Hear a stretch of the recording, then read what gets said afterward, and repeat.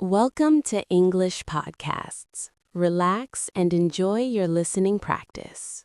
Have you ever opened your eyes in the middle of the night, looked at the darkness around you, and somehow known that it must be close to 3 in the morning?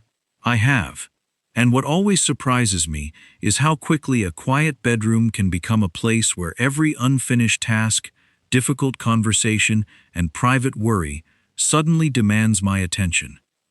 For a long time, I assumed that waking during the night meant I was sleeping badly, but actually, the history of human sleep tells a more interesting story. Before electric lighting became common, many people did not sleep for one continuous 8-hour period.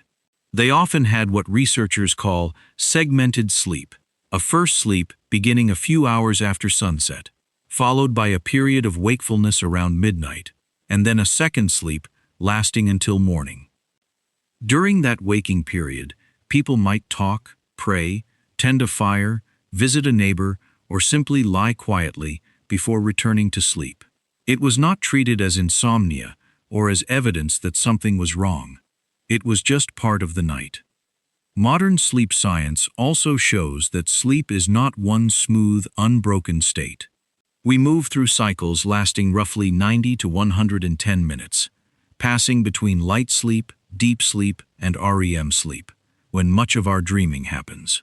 Deep sleep is concentrated mainly in the first half of the night, so by 3 or 4 in the morning, our sleep is usually lighter, and we are easier to wake.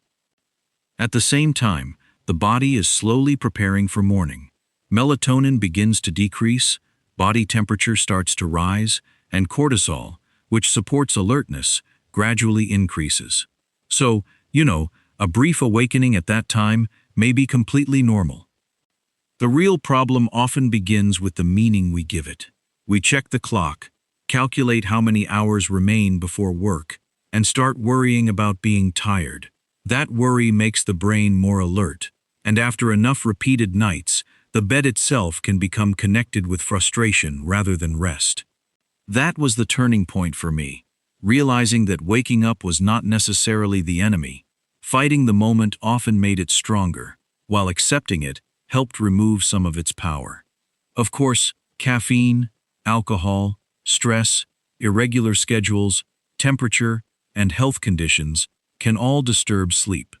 A consistent waking time, less caffeine and alcohol later in the day, and a calm evening routine may help. When wakefulness continues, getting out of bed briefly and returning only when sleepy can also prevent the mind from learning that bed is a place for worrying. Perhaps the most comforting idea is this: waking at 3 in the morning does not mean your body has forgotten how to sleep. Sometimes it simply means that an ancient rhythm is meeting a modern mind that has forgotten how to be awake without fear.